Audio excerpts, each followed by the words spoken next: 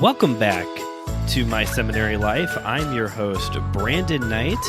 We are back for another edition of Celebrate March. This is a series devoted to celebrating people who were born throughout the month of March, to who have contributed to, whether it be faith, religion, pop culture, kind of an intersection of all of the above. There's some pretty interesting people that have been born in this month.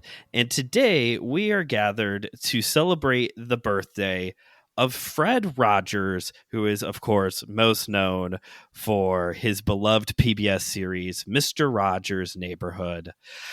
And to talk about this show today, I've brought back one of the boys from Systematic Geekology, the host of the homily, Pastor Will Rose. Pastor Will, welcome back to the show.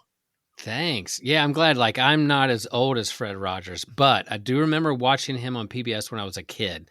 So I do have that experience, watching him live and in action when I was a little one. And so, my brother's birthday is in March, and then you have St. Patrick's Day. But I guess was he martyred on March 17th, or was he born on March 17th? We'll look that up later, folks. Look that up. I think he died. I don't think he was martyred. I think he died. Right. Roughly in March. Gotcha. So Fred Rogers was born on March 20th, 1928, which means we're just a handful of years away from what would be his 100th birthday. He passed away February 27th of 2003. So just a couple years after the show initially wrapped up.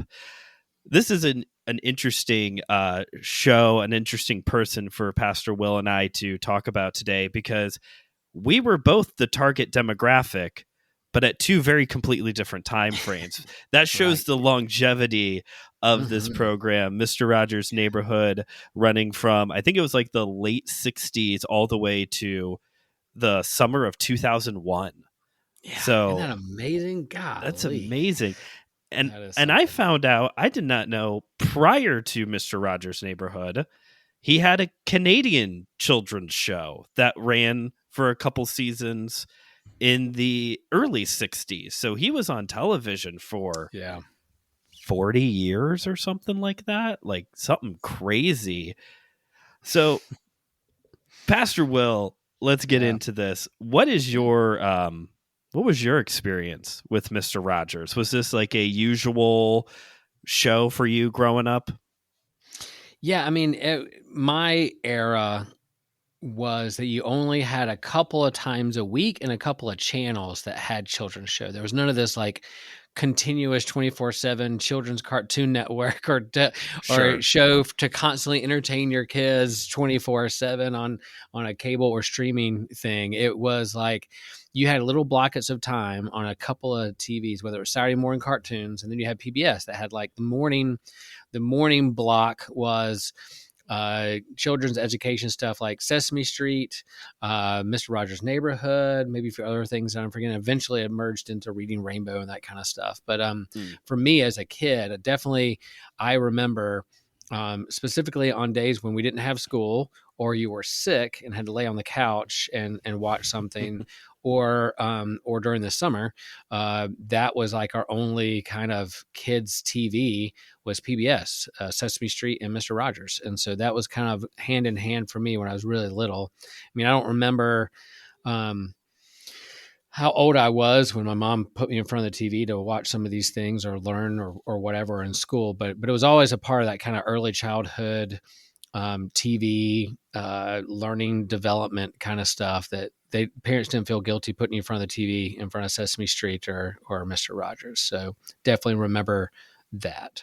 I don't know how old I was when I kind of aged out of it, but in terms of the pop culture of the song, Won't You Be My Neighbor, the walking into the room and his easy, non-anxious presence and soothing voice and changing his shoes to get ready to spend some time and sit down and talk with you. It super formative and a big part of remembering that TV show for me. Yeah, so that is apparently every child's experience, because Claire also said that when she was a kid, when she was homesick from school, or Yep. it was the summertime, that was what was on. I think she said it was Mr. Rogers, and then they would flip over to The Price is Right, or vice Yeah, versa. Like, exactly. There's game shows. There's morning game shows. It wasn't. I was not watching soap operas, but yeah, the game right. shows and the PBS, and then the game shows. Exactly, 100%. 100%. I did not grow up watching Mr. Rogers' Neighborhood. So, I did grow up during the era with Cartoon Network and Nickelodeon and all that. So usually in the morning I was watching, I think it was Nickelodeon cartoons, Little Bear and Blue's Clues and things like that. I would watch PBS Right. in the afternoon with like Arthur, Cyber Chase, Zoom, those kind of shows. So I did not grow up watching Mr. Rogers. My dad, though, every once in a while would turn it on, usually like in the either it was like in the afternoon or on a weekend or something. He would turn it on, and that would be one of his go-to like nap shows, Oh because yeah. as you said, and I want to talk about this more, it's so easygoing and so relaxing that was just kind of like, I know a lot of pastors, they have this hobby of after they get done preaching, they come home and watch golf so they can fall asleep watching it. Right. Like that Right. that was my dad's thing. It was like sometimes, because he also grew up watching Mr. Rogers, so he would Hmm. just kind of slip into this warm bath and of the show and fall asleep for a bit. But my son Cooper, we have been watching Mr. Rogers with him for the past few months. Because like you said, still to this day, it's one of those shows that like I don't feel like I have to monitor what's going Right. on. Like I feel Hmm. very safe turning this on. And so we've been watching that with him, and also one of the spin-off shows. There's two spin-off shows now. Daniel Tiger's Neighborhood has been one of his favorite shows for like a year now. I'm pretty Awesome. confident he Hmm. recognizes he recognizes Daniel Tiger, Elmo, and Bluey. I'm pretty sure he knows who those three are. Not a bad lineup right there. Not a Not a bad bad line. line. Yeah. Not a yeah, especially with Elmo. Like every kid has to recognize Elmo, Hmm. So yeah, so this has been an interesting experience for me of like starting to watch Mr. Rogers as an adult. Yeah, real quick, where do you find that? Is it on a streaming service or is it on like reruns? Where do you It's find Mr. Rogers' Neighborhood today? So they're pretty limited, but there is a PBS Kids app. Okay, It's a streaming app for PBS Kids, and there's only like less than 10 episodes okay, on there at a time. Um, but it's got like all of their current programming, a couple throwbacks as well. Um, so yeah, cool. I don't know if anybody has. I know the PBS shows are kind of strange with like streaming right stuff. So I don't know if anybody just has all 30 something seasons or not, but the Right. PBS Kids app does have like 6 or 7 episodes. So we've been watching those. Interesting. Yeah. Cool. Streaming's complicated It is. and can be. So when it comes to Mr. Rogers, one of one of the most interesting things about him is the fact of what he was before he was a television personality.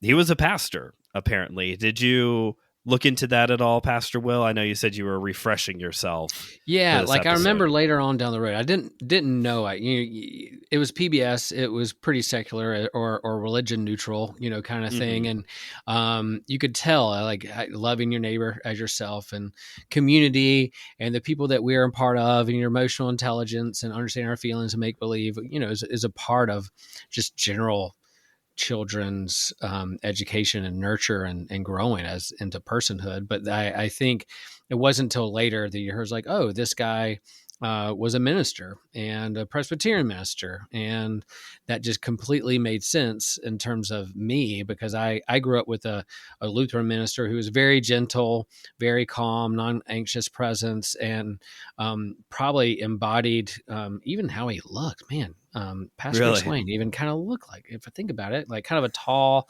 oval face and very easy going way which he talked. So yeah, it definitely made sense with me and connect. It was like, of course he is, because that was kind of my perception of a pastor growing up. Yeah, so I did not have that, like, that kind of a pastor in my life growing up, being part of the Baptist church. I got that Baptist church mold more with the style of pastor.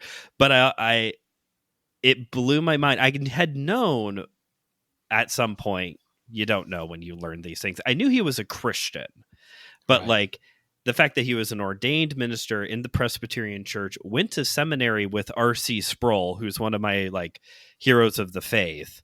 Right. I'm like, oh, so it's not just like, oh, he's a Christian. He's actually like moved from doing what we would consider vocational ministry to this, where he felt like he was making more of an impact than he was doing pastoral ministry, which is so interesting. Yeah. Yeah. I love that too, because one of my favorite parts of our service is doing a children's message, sit with the kids and hear what they're going to say and do and roll with the punches. And I always thought, I was like, man, I could do a kid show. I could hang with kids and talk and have conversations. I love being a camp counselor and hanging with kids and teens of all ages, and so yeah, that sense of what's in a kid's mind, what are they going to say, and how can you help guide them with whatever they're going through is, I love it. It's one of my favorite aspects of ministry. So that makes sense for him. Yeah, I've also had with my new job being a ninja coach with Ninja Zone. There's like these I don't know. I get paid real money to do this. A ninja There's like coach. these, trying to remember what we call it. It's the Ninja Creed. And so it's just like good moral lessons, kind of like you were talking about earlier, just like these good things that Mr. Rogers was teaching that is kind of biblical, but also just like, here's how to be a good person type of thing. Yep. Same kind of idea. And some of them are very biblical. Like one of my favorite ones to talk about with the kids is ninjas tell the truth, and just talking about the significance of speaking truth, not just like lying to people, but like speaking truth, and how truthful things builds other people up, and what does it look like to tell the truth to someone. So it's interesting. Ninjas talk? I thought they were like super quiet and stealthy. Ninjas talk and I can tell truth.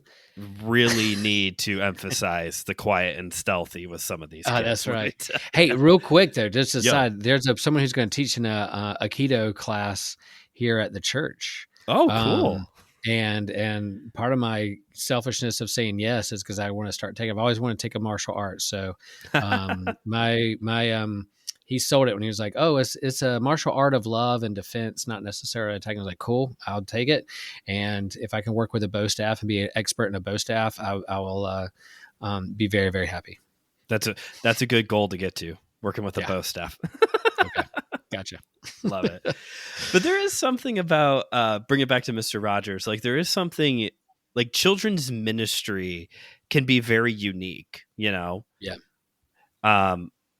Having not grown up Lutheran, like it is interesting to me. We've been attending a Lutheran church the past few Sundays, and it's been interesting to me to see that like this.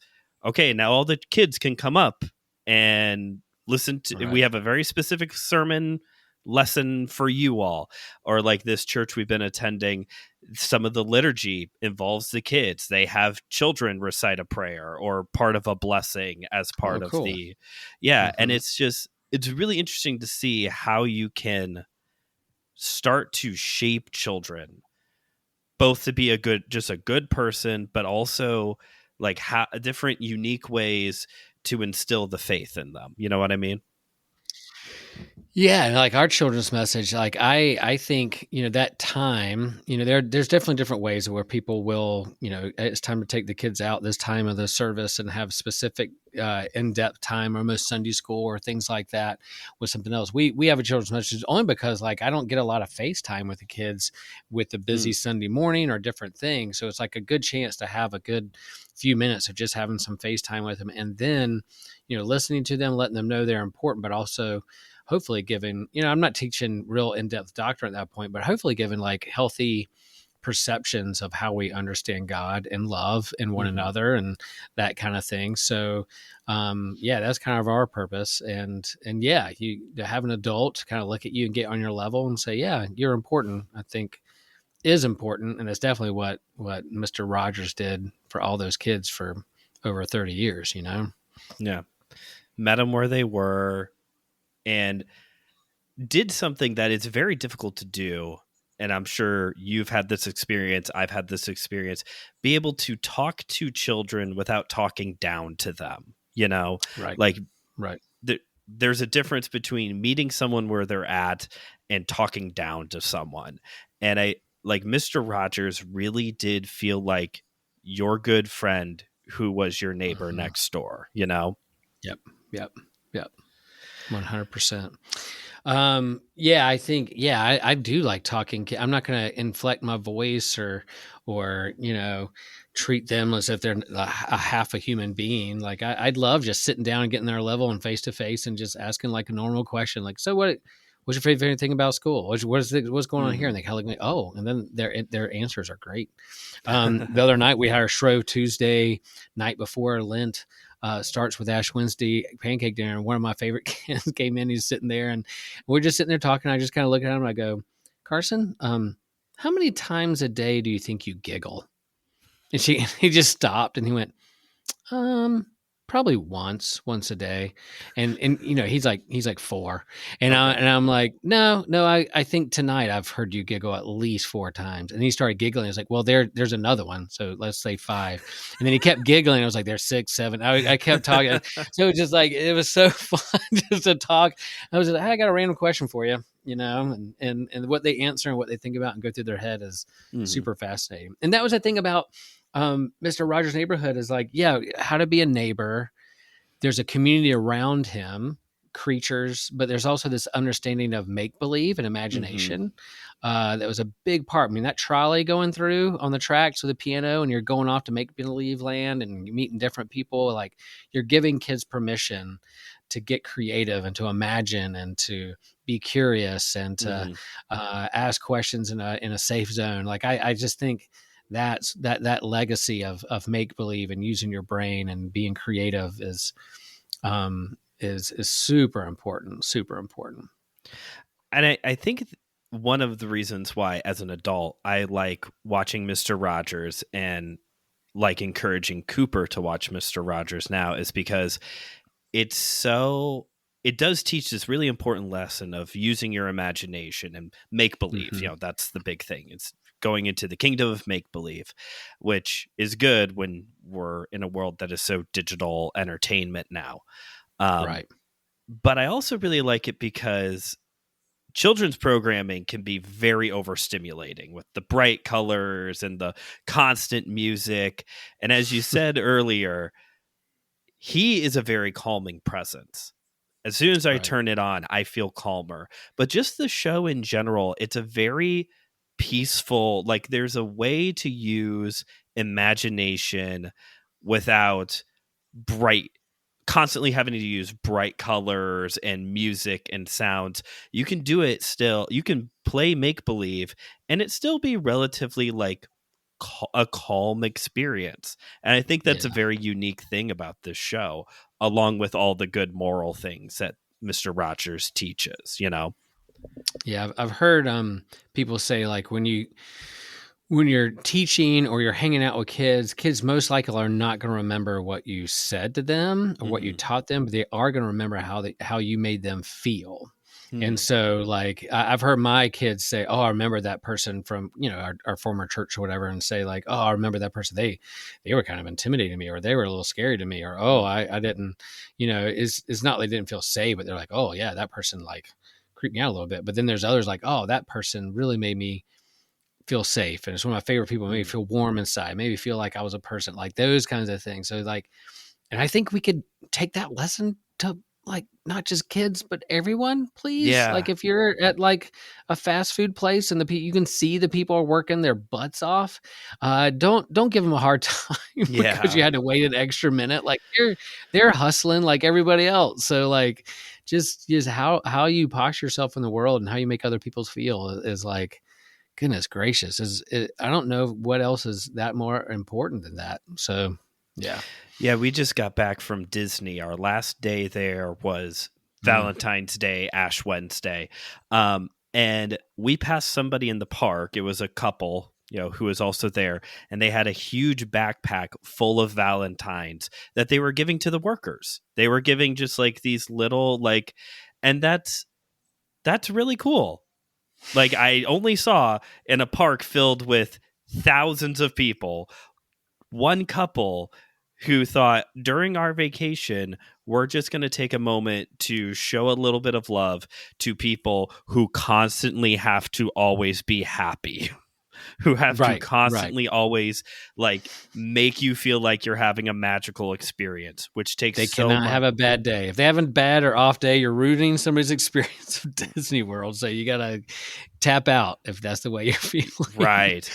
And so I agree. Like, we have to, not just with children. I think it's very important for children because you want them to feel safe, but it's also very important for, whether it's the 9 to 5 job people, the person you constantly get your coffee from, or, just the people around us, our family, our friends, of just making people feel seen.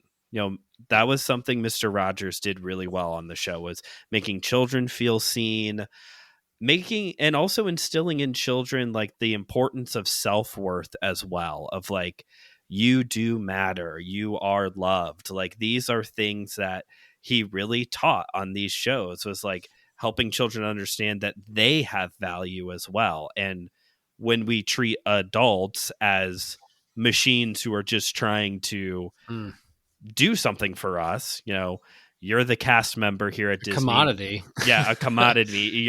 You're supposed to make me feel magical. Well, then we're devaluing that person, Yeah, and I wonder who the first person was. I mean, he surely wasn't, but his whole show is breaking the fourth wall. He was looking out into the camera to us and talking to the people who are watching. So it's not like he's talking to kids on the screen over their heads to talk to us. Like he's literally looking in the camera, looking me in the face and the eye, and breaking that fourth wall and saying, "I'm talking to you," and making you feel like you're the only kid he's talking to. So that's pretty amazing. I don't know who did that before. I mean, of course, like Blue's Clues and other Dora the Explorer. There's other shows that break the fourth wall to talk to its audience, other than Deadpool. But like you have Mr. Rogers looking in the camera, making you think. And that was a weird part of COVID, is me looking into the camera, knowing I'm speaking into people's homes. I don't know how many people are behind the screen, how many people are watching, but I'm looking at the camera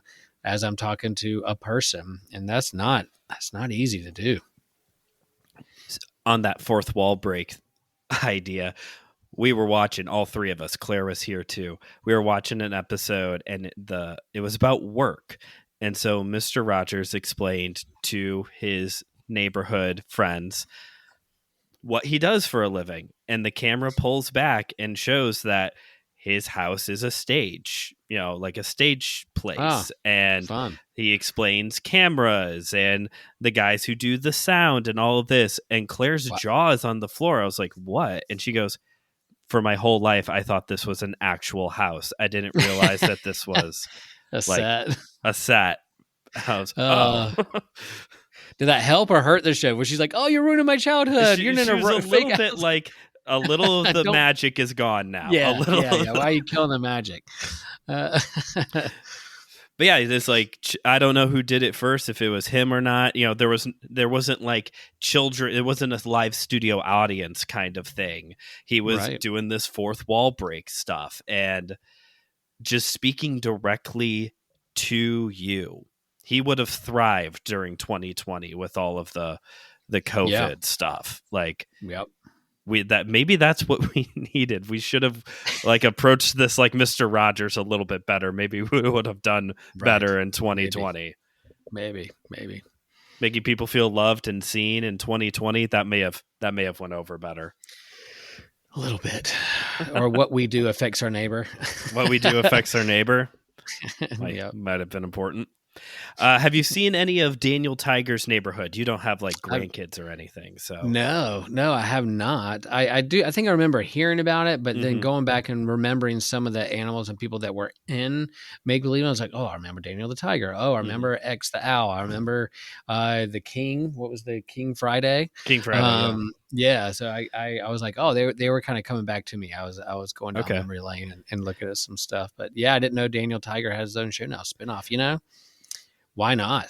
Why Yeah. not? So Now, is it's that like animated or is it a real puppet? Did they break the fourth wall? Is it like Blue's Clues? What is this TV show like? yeah. So like I said, Cooper's been watching this one for like a year now. So I'm much more Okay. of an expert on this than I am Mr. Rogers.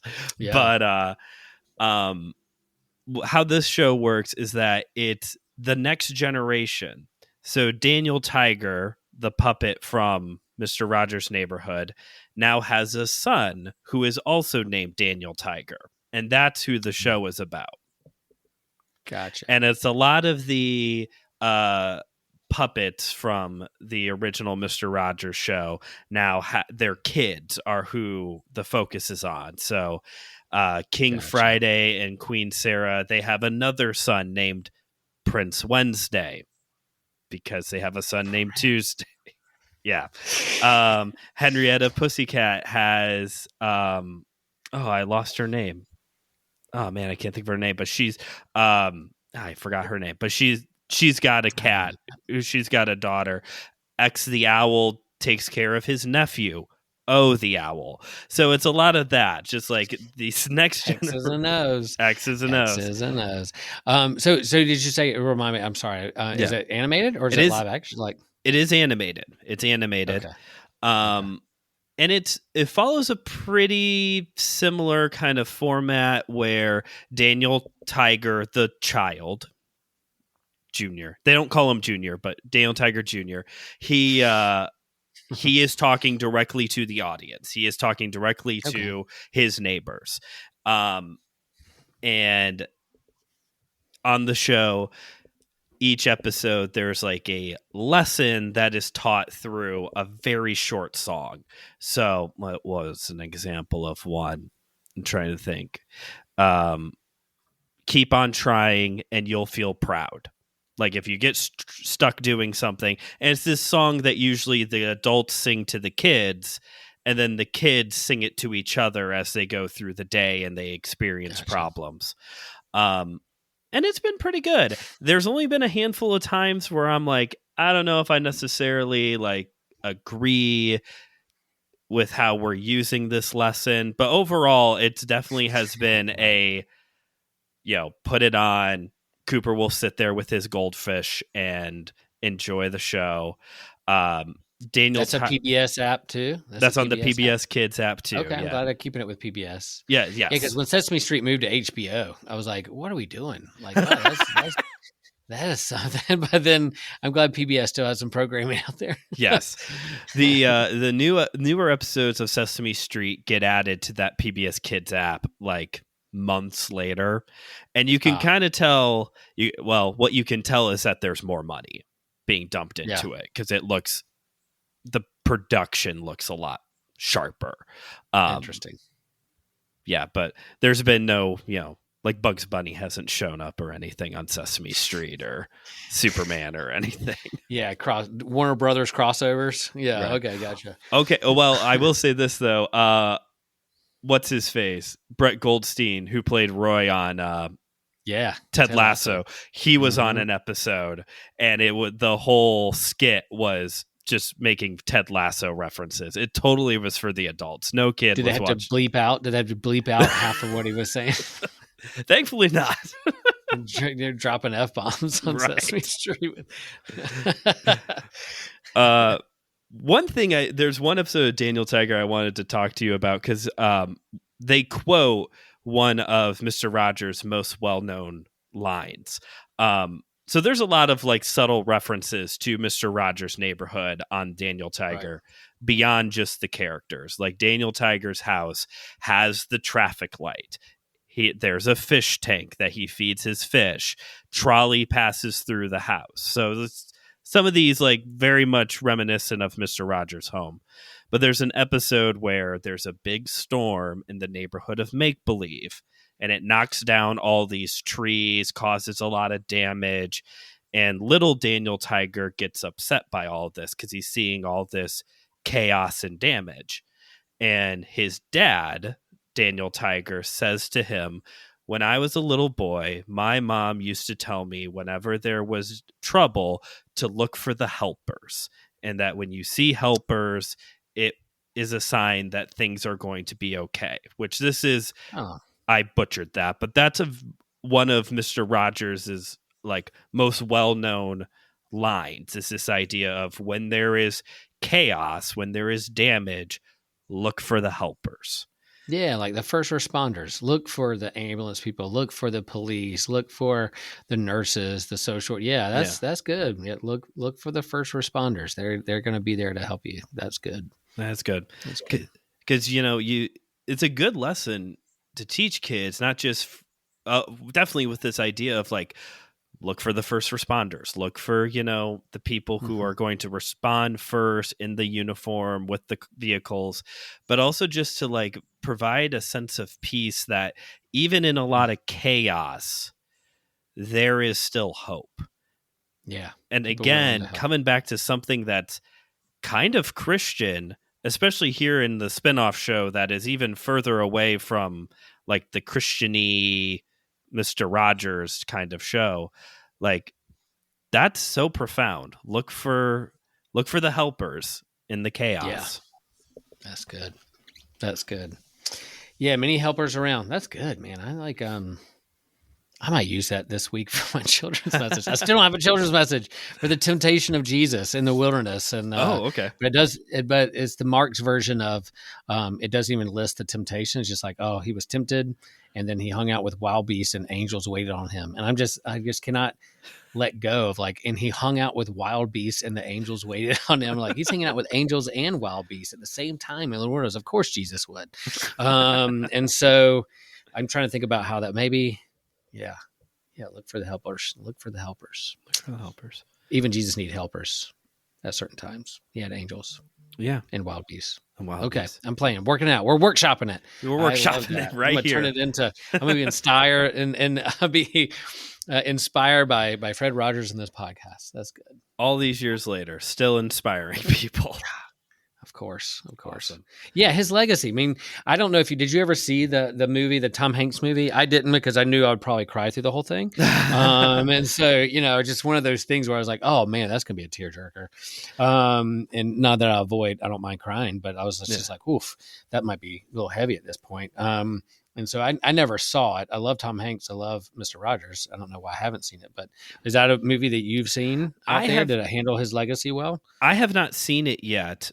I do like the general plot of the movie though, because I think part of it is supposed to show that like, yeah, there's a lot of like toxic celebrities, but here's a guy who actually really walked the walk. I think that's part of the story, is like someone's trying to get to okay, so who was this guy really? And people coming forward saying, no, actually he was like this on and off screen of just wanting to care about. So the take is like, surely he's not that nice. Yeah. Surely there's something here that makes him like, and then he proves them like, no, he's really that way. That's okay.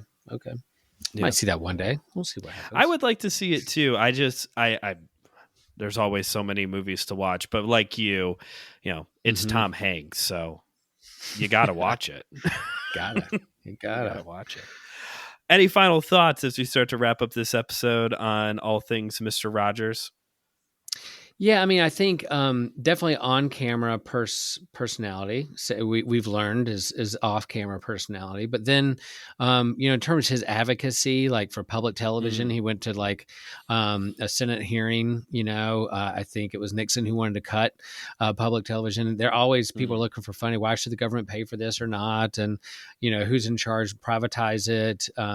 Sesame Street went to HBO because they had more money or whatever. As things shrink, but he advocated for children's education and the public square and government support of that. So like he did that too. But yeah, public broadcasting, PBS, those things has had a long history, and he's definitely on the Mount Rushmore of that when it comes to children's shows, but also his advocacy for children and PBS nostalgia. Like he's it. But that's true. Yeah, still a witness to the day, and up there as kind of modern day saints that should be recognized and commemorated and be a good role model. You can't think of anybody better than Fred Rogers. That's for sure. That's for sure. And an advocate for racial equality too, because he does have that famous moment where I think it's the postman or something who was a black man, and it was a hot summer day, and Mr. Rogers had just filled literally like a kiddie pool, a pool for a 2-year-old, but he was gonna just kind of dip his feet in, and he invited the postman to dip his feet into the pool with him at the same time, during a time where there was still a lot of separation, and we were still trying late 60s, man. Late 60s, they're trying to figure that out. And he's like, look, there's not a white pool and a black pool. We're going to share the pool together. And that's pretty monumental. Yeah. Doing so much to for children, for equality, and for your neighbor. Huge things. Huge things. All right. Well, thanks, Will, for being on this episode. This was a good. Yeah, I appreciate stoking those memories for me, and reflecting on it, and then I think I can take a lot away from that and be reminded to get caught up on our own kind of streaming and what's happening in pop culture and geek culture and go and all that kind of stuff. And it's like maybe times we just need to be like Mr. Rogers. Yeah. Maybe sometimes we just need to be like Mr. Rogers and think about others. We're going to think about others every once in a while. I did not, you go into to pull the curtain back a little bit. Whenever you start a podcast episode, you think of a few things you want to talk about, right? I did not know that we were going to take a turn and talk about children's ministry. That makes sense that we got there, but Yep. Well, thank you all, listeners, for dropping into today's episode. If you enjoyed it and are also feeling very nostalgic, again, the show's on the PBS Kids app. You get a couple episodes out there, or who knows, there might be some on YouTube. Go check it out. I'm going to YouTube after this with Daniel the Tiger show. I'm going to look at it and see what that looks like. I got to see the aesthetic for that for sure. So yeah, go check it out, and obviously rate and review this show wherever you get your podcasts. Share the episode with someone who you think also needs a trip down memory lane and should celebrate the birth of Mr. Rogers. Consider supporting the show at buymeacoffee.com/MSLpod. Everyone who supports the show at the $9 a month level gets a shout out. So thank you, Lori, for supporting the show. We'll be back next week to celebrate someone different next week here on the show. But until next time, this is Brandon signing off. And instead of the normal way I sign off the show, it makes sense to say, I'll be back when the day is new, and I'll have more ideas for you, and you'll have things that you'll want to talk about. I will too.